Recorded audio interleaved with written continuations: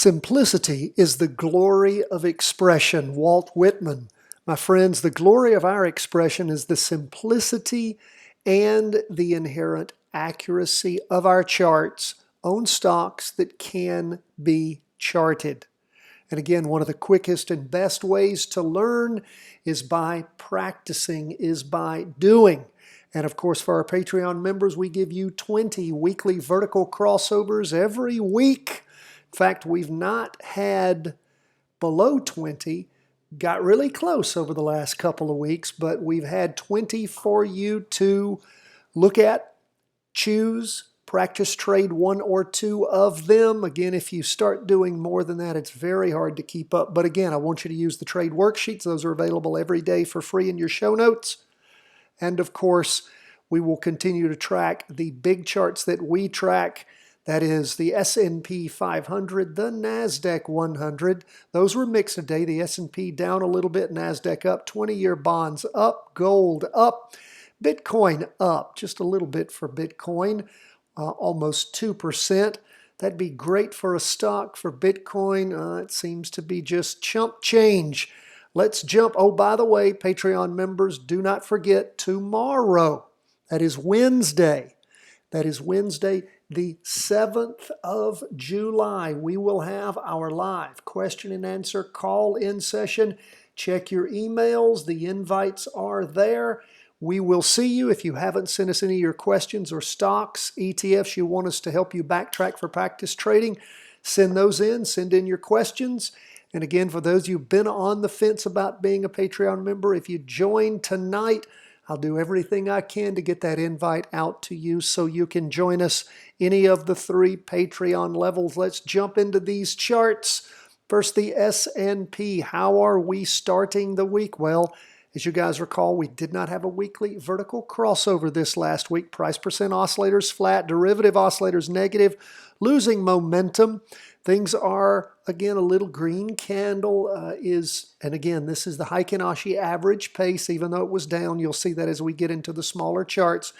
That is the way it is starting off. 2-day chart, we had that crossover where things crossed back on Thursday the 1st. And then we saw the Friday candle, which ended up being just a 1-day, 2-day candle, and then the latest candle started drawing. Things get a little screwy when we have vacations, when we have breaks in the markets with those 2-day candles. Things, though, moving up. That 2-day trend line, we can see the price percent oscillator losing a little bit of momentum, derivative oscillator heading up half day. This is where you see where things bubbled up a little in the morning. We had a big doji there, and then that down move in the afternoon. Again, things are above that half day and the 2-day trend lines. And of course, we're still down on the weekly. So that's where we are on the S&P. Will we have a crossover by the end of the week? Don't know. Starting off a little weak. For the week, let's go to the NASDAQ 100 up 0.43%. We had that weekly vertical crossover this last Friday. Of course, markets were closed on Monday. I have to keep reminding myself it is Tuesday, shortened trading week. We can see this week starting off, bumping up a little bit. Price percent oscillator going up. Derivative oscillator 2-day. Again, things heading up as we continue, as we take a look at that candle. What about the half-day chart? We can see again up in the morning, a little further up, bounding up a little higher in the afternoon. And again, it's sort of hard to connect. Well, not too bad. Not too bad. Yep, we got 3 candles there. So again, price percent oscillator, derivative oscillator about flat. So again, we see things, hopefully, they'll continue to move in the direction of our largest chart, the weekly vertical crossover. Again, started the week off nice for that. What about 20-year bonds up 1.17%? That is a beautiful way to start the week. Now, of course, we've had that weekly vertical crossover going on bonds since all the way back on the 30th of April. Started off quite well, up a little bit that first week and then down the 2 weeks after, but has slowly just been sort of churning up since then. Price percent oscillator, derivative oscillator up 2-day chart. Boom! It's a booming price above that 2-day, going up nicely. Derivative oscillator gaining some momentum after falling off for a while. Price percent oscillator heading up. Look at that half-day chart up in the morning. It's where it reached its high.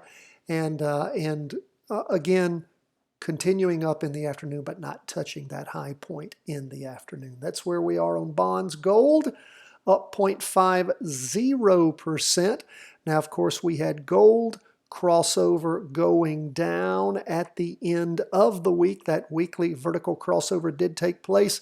We have a little green spinning top forming. Derivative oscillator gaining downward momentum. Price percent oscillator heading down. Not pulling away super strong, but not moving toward either. 2-day flattening on the price percent oscillator. Derivative oscillator negative, losing downward momentum.